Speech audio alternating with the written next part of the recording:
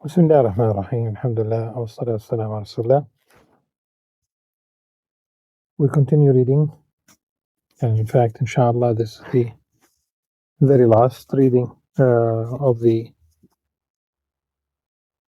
40 principles, 40 fundamentals of the religion, Al-Arba fi Usul by Imam Al-Ghazali rahimahullah, wa nafa'ana bi'ulum fi ad-darain.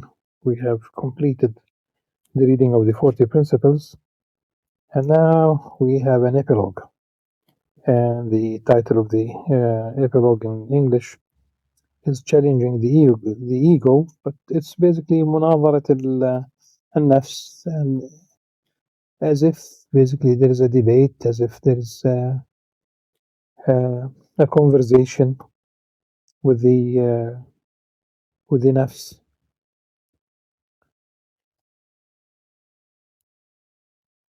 Know that we have alerted you and aroused your interest. So if you turn away from listening or listen with only the outer layer of your heart, just as you would listen to formal speech, then you are filthy and have lost. You have not wronged anyone but yourself. And here Imam Al-Ghazali quotes a verse from the Quran. وَمَنْ أَظْلَمُ مِمَّنْ ذُكِّرَ بِآيَاتِ رَبِّهِ فَأَعْرَضَ عَنْهَا وَنَسِيَ مَا قَدَّمَتْ يَدَاهُ إِنَّا جَعَلْنَا عَلَى قُلُوبِهِمْ أَكِنَّةً أَنْ يَفْقَهُوا وَفِي آذَانِهِمْ وَقْرًا وَإِنْ تَدْعُهُمْ إِلَى الْهُدَى فَلَنْ يَهْتَدُوا إِذًا أَبَدًا. Who is more wrong than he who is reminded of his Lord's signs, then turns away from them and forgets what his hands have put forward. Indeed, we have put covers over their hearts, so they do not understand it, and there is deafness in their ears. If you call them to guidance, never will they ever be guided.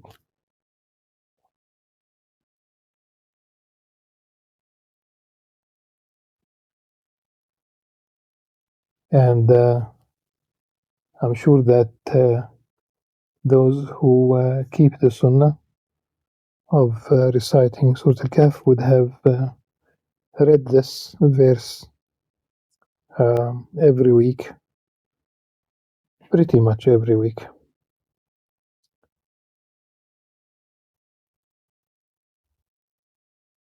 If, on the other hand, you listen as the intelligent, keenly insightful person listens, and reflects as someone with a receptive heart reflects, or as someone who listens and watches intently, then you have stepped out of everything that would obstruct you from traversing the straight path. And nothing obstructs you but the love of the world and heedlessness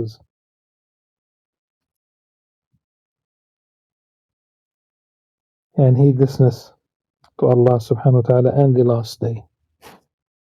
Strive to clear your heart every day for a moment after the dawn prayer, which is during a time of clarity for the mind.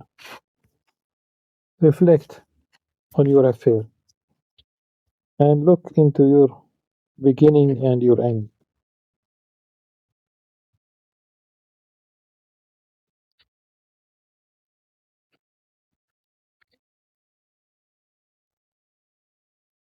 Take account of yourself and say to it, I am a traveling merchant.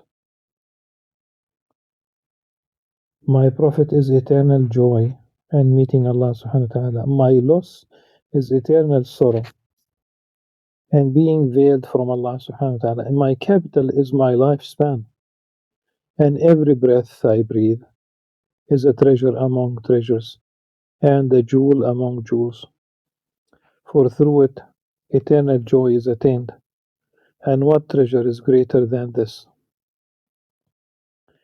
When life ends, commerce is cut off and despair occurs. This day is a new day. Through it, Allah subhanahu wa ta'ala has given me time. If He were to cause me to die, I would desire that He return me to the world so that I might do righteous deeds. O self, regard yourself as having died and come back to the world for one more day. Strive on this one day and look at yourself. For if you are not given time for tomorrow, then you will have exhausted the profit of this day and will not regret it. If you are given time, then start again tomorrow, just as before. Do not trick yourself with empty hopes of forgiveness, for that belief is certainly a liar.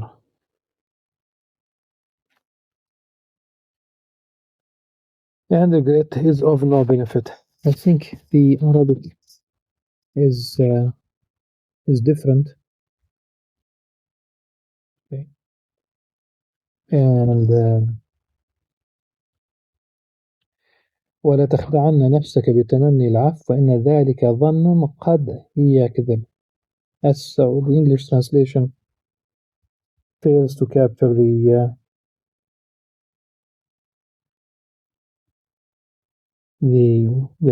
Arabic.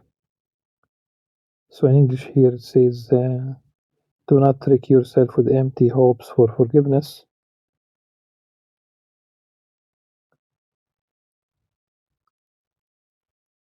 Uh, do not really deceive yourself. Do not deceive yourself by wishing for forgiveness. For that belief is certainly a liar? No. In Arabic it says, قد ظن قد يكذب. It might be uh, a false hope. It might be a lie. It might be. Because hope is, people should not have despair.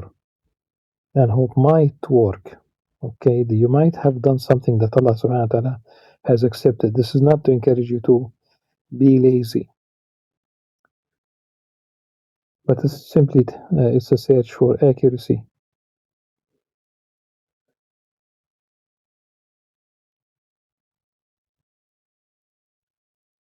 Yes.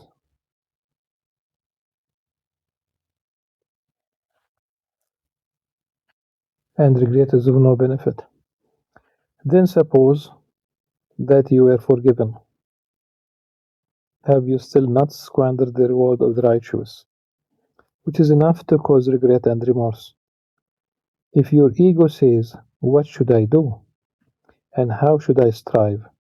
you say, "Abandon whatever will separate from you at death, and adhere to the inevitable, Allah subhanahu wa ta'ala, the mighty King, and seek closeness to Him through His remembrance." If it says, "How can I leave the world while its attachments have become firmly established in my heart?" you say, "Turn to cutting off worldly attachments from inside your heart, as we have taught you in the 10 principles of the destructive traits. Scrutinize the predominant attachments: love of wealth or status, envy or enmity, the desire of the belly or the private parts, or other destructive traits. Scrutinize, scrutinize the predominant attachments. There are many attachments, but these are the major ones: love of wealth or status, money, status, envy or enmity, the bodily desires, the two major lusts. There's nothing you can do but reflect on the world's ills which destroy you. This will motivate you to this will motivate you for the struggle against it and opposing its dictates, and then you will have been delivered from it. May Allah support you with His enablement and aid. Then you say, suppose that you were sick for a period in your life, and your life is a period in which you seek protection, and a doctor whom you believe to be truthful has informed you that the pleasures of food harm you and bad tasting medicines benefit you. Would you not, due to that doctor's statement, be patient with the bitterness of medicine out of your desire for healing? Would you not be patient with the difficulties of long travel out of your desire for rest in your home? You are a traveler, and your home is the afterlife.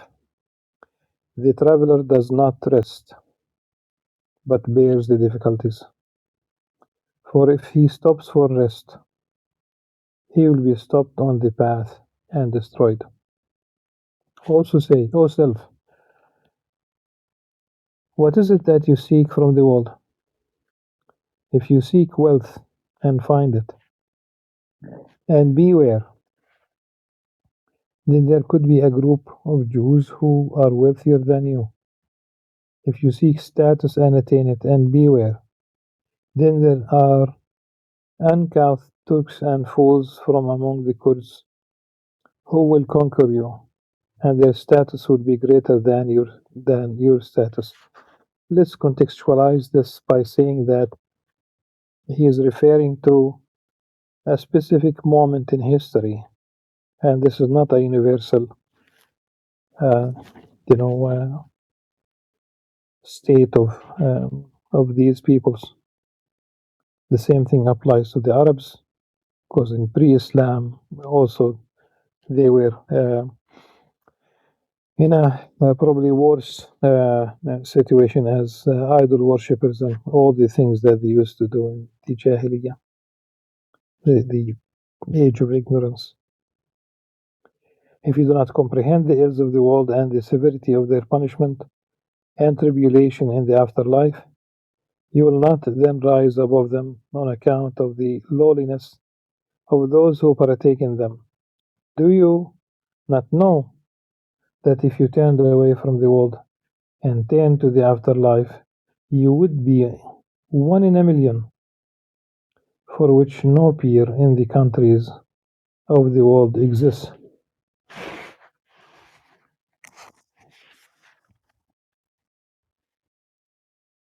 And if you seek the world, then Jews and fools have beaten you to it. So to hell with the world that you were beaten by an ass, a donkey.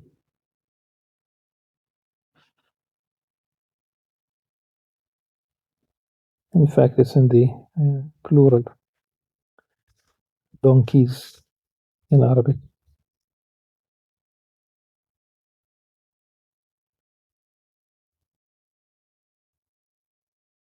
Think deeply or self-examine yourself, for no one else will examine you.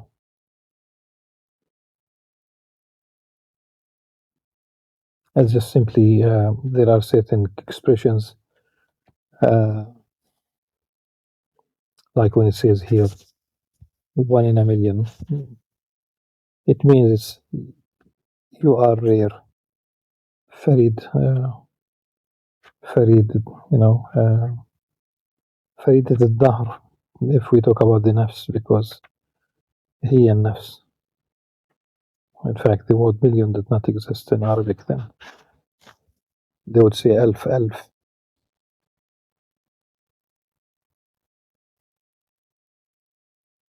Do not stop debating your ego like this until it conforms to you in traversing Allah's straight path, subhanahu wa ta'ala. This debate is more important to you if you are rational than debating the Hanafis, the Mu'tazila, and others. Like all these debates between Muslims online.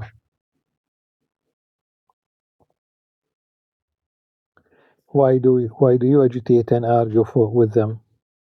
when their differences do not harm you, nor their mistakes or the mistakes of others.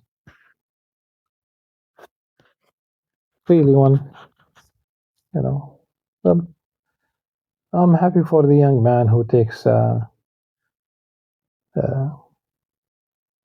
serious path of as a student, uh, regardless of which school